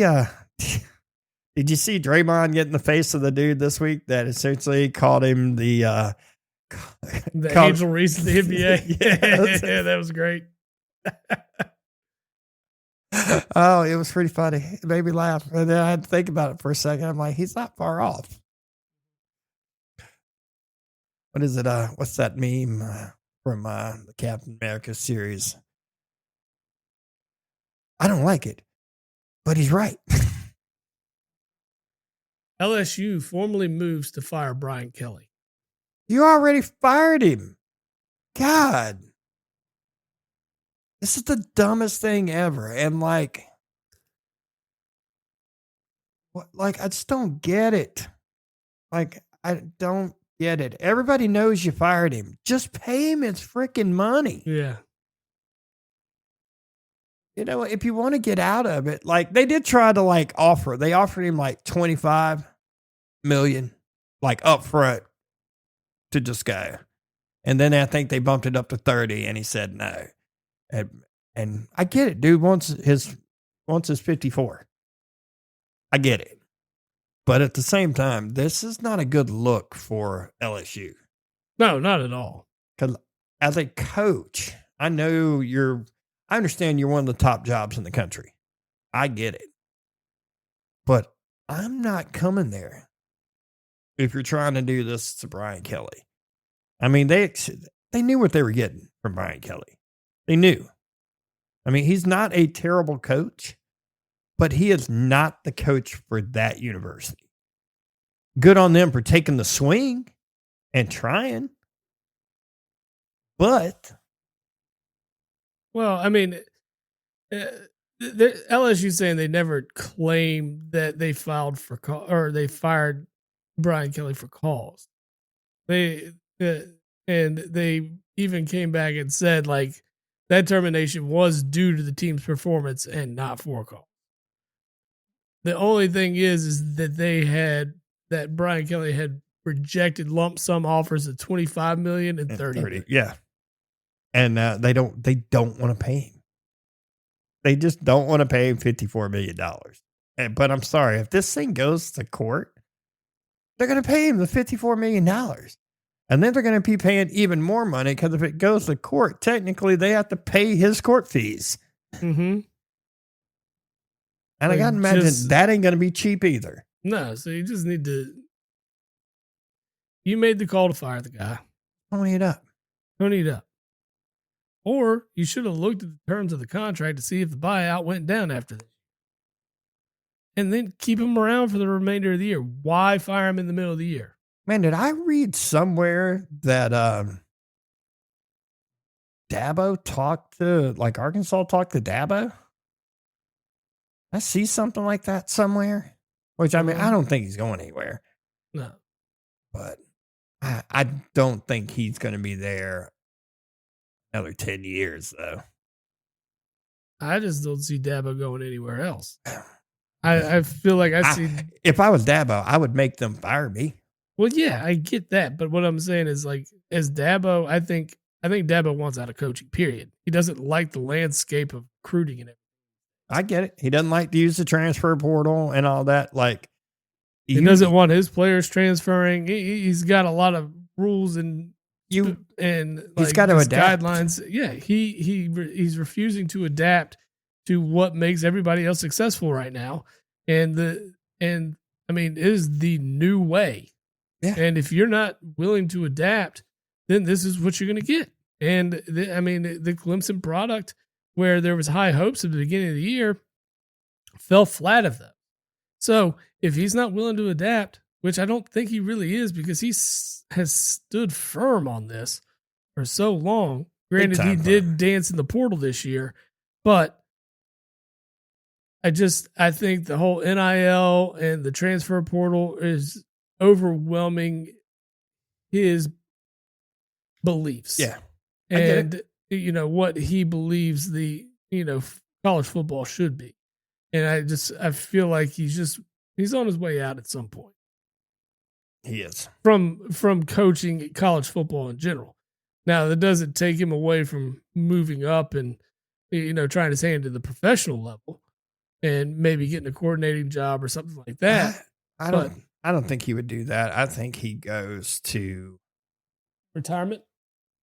I don't know. He says he's not done coaching. He says. But I'm not sold on that yet. Let's talk something else real quick, college football, if you got a second. And I want your opinion about this. Yeah. Because it looks like we're going to hit where this is going to happen. We're going to end up with Notre Dame and Miami with the same record, battling for essentially a playoff spot. Mm-hmm. How do you put in Notre Dame over Miami? Even though I will admit Notre Dame has looked a lot better than Miami has. But head-to-head is what matters, right? Like, that has to be when I think that's the first thing you look at. That's what I would do. I mean, honestly, you can't expect everybody to have watched every single second of every game. Team yeah. To say, this team's better here because of this, and this team's better because of this. I would put them in when you have a very simple head-to-head matchup right there in your face. Yep. That's the easy check. Next. Yeah. Don't need strength of schedule. Don't need anything else. Same record. And they played each other. Boom. Easy. Write it. Next. I'm with you too. That's what I'm saying. Because didn't you have this out there already? No one's going to say, oh, well, Notre Dame should have got in. But where's your argument? There's nobody that's going to stand back and be like, well, they played head to head. They played head to head, and that should count. And they'll agree. And largely. I mean, that definitely counts largely. The problem is where they're going to bang on Miami is their two losses. Losing to Louisville, losing to SMU, which they lost to. Awful. Yeah, but they lost. SMU's not awful. Yeah. I do believe when they lost to both of those games, both of those teams were also ranked. Probably. So, and Miami actually holds a win over a ranked South Florida at the time too. So they've actually beaten teams that were ranked. If you look at who they've beaten more ranked teams than Notre Dame has. Well, then, I mean, strength of schedule matters. You can look at common opponents too. They both played Syracuse. They both played NC State. And Miami handled both of them. I don't know exactly what Notre Dame did in those games, but I'm pretty sure probably about the same. Yeah, about the same. And they play Syracuse this week. But it's just bad. I guess that you look at the Louisville loss is going to be bad now because of the last 2 games Louisville's played. Yeah. It wasn't bad at the time because they were a ranked football team. Yep. Just like But then they go off and lose the Cal, and then they lose the Clemson the following week. And they don't have, we just talked about it. SMU's a pretty decent football team. They're on the road at SMU this week. Yeah. They could end up with 3 L's in a row. That's just worsening the case for. No, I get it. Miami. I get it. But it's just the whole, they played head to head. Well, yeah, you leave it at that. Yeah. Yeah. I still can't believe Oklahoma beat Alabama. That was a good game, though. I watched it. I watched most of it. It was really sad. Yeah, I watched the majority of that one. I watched about probably 35 minutes of football on Sunday. Wow. I was up doing stuff, just busy. I had a busy Sunday. Lame. What's sad is I think it was mostly the European game that I watched. Well, that's the first thing on. Yeah. I was doing it while I was messing around the house, and then we just did stuff. I get that. It's hard. It's hard, man. It's hard.